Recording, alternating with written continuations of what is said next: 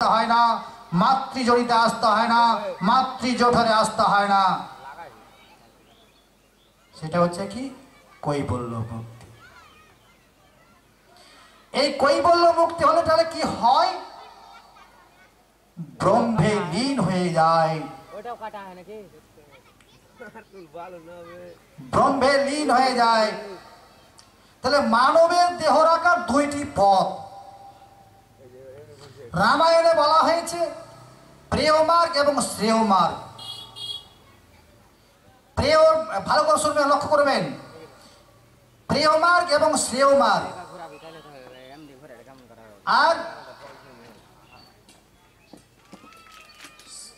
শ্রীমদ্ ভাগবত গীতায় বললেন দক্ষিণায়ন এবং উত্তরায়ণ।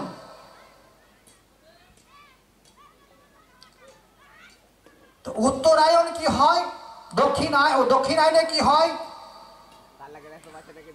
কোন সাধক বা কোন মানব দক্ষিণায়নে দেহ রাখে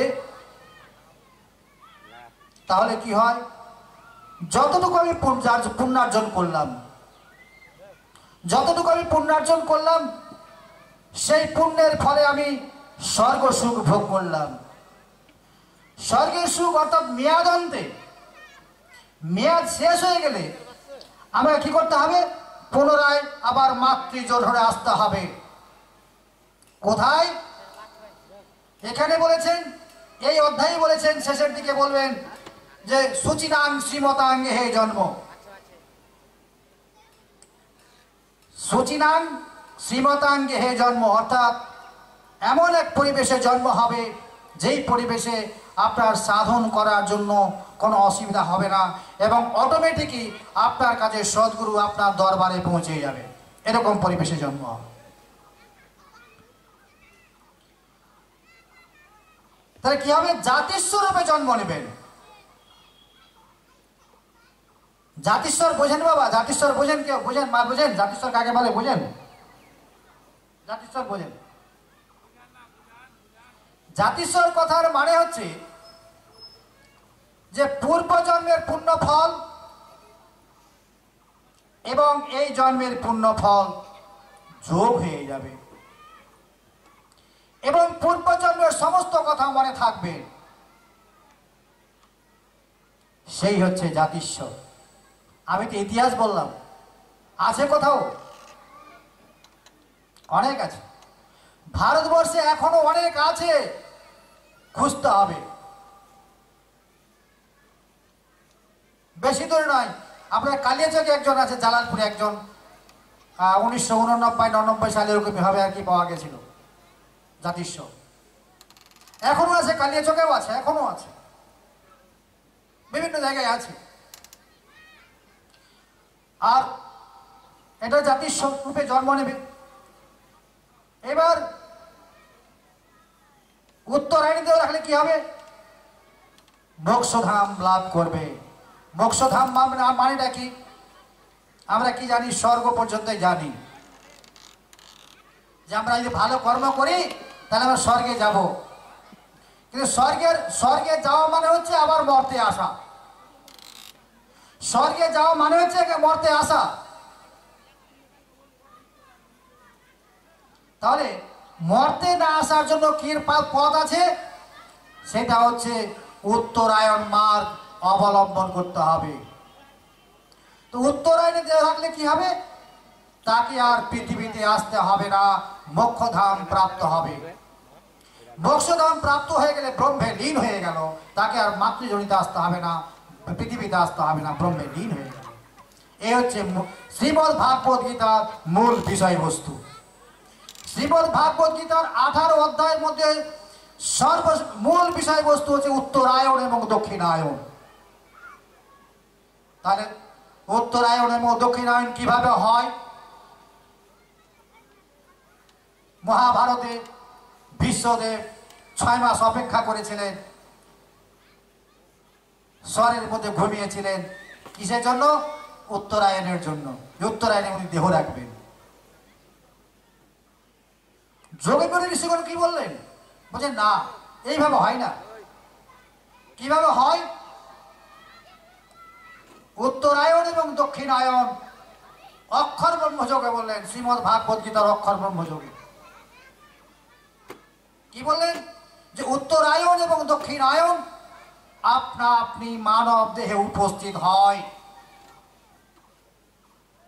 এই আপনা আপনি উপস্থিত করতে গেলে কি করতে হবে? শৈশব কাল হইতে যতদিন এই দেহে প্রাণ থাকবে ততদিন পর্যন্ত এই প্রাণায়াম, এই এই যোগ সাধন অভ্যাস করতে হবে। এই যোগ সাধন কতক্ষণ চলে? একটু আগে বলেছিলাম, গো শব্দের অর্থ হচ্ছে প্রাণ রস, পি শব্দের অর্থ হচ্ছে পান করা। কতক্ষণ চলে আমরাও জানি না। শ্রীমদ্ ভাগবত গীতায় বলছে সকল সময়ই চলে। ভগবান শ্রীকৃষ্ণ অর্জুনকে বলেছিলেন, অনিত্যম অনিত্যম অসুখম লোকম ইমম প্রাপ্য ভজস্ব মাম।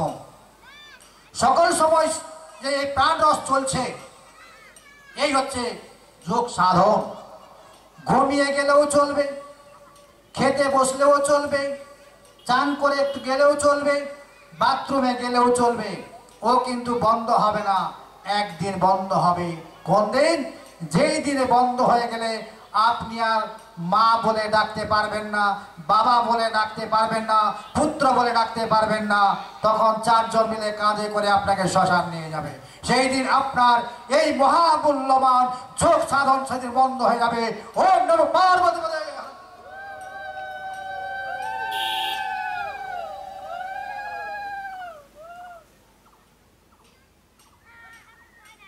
এই হচ্ছে যোগ সাধন।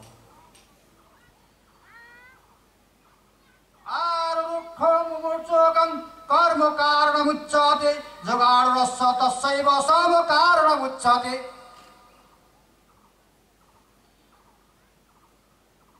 সেই নিষ্কাম কর্মী যখন যোগাড়ু হন, যোগাড়ু মানে নাকি যিনি সকল সময় যোগ সাধনে লিপ্ত থাকেন,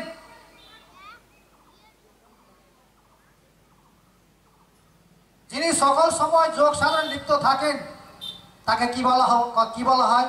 গোপী। আর গোপী মানে হচ্ছে যোগাড়ু। গোপী মানে হচ্ছে যোগাড়ু। তখন সর্বকর্ম হইতে নিবৃত্তি তাহার যোগাড়ুত্বের সাধন। এই যে আমি যখন সাধনায় বসলাম, সাধনায় যখন বসলাম তখন আমার মনের মধ্যে একটা জাগলো কি, যে মাঠে গরুটা বাঁধা ছিল, আমার ছেলেকে আনতে বলেছিলাম, আনলো কি আনলো না। আজকে আমার ছেলের পরীক্ষার রেজাল্ট বেরোবে, কালকে কি হবে না হবে।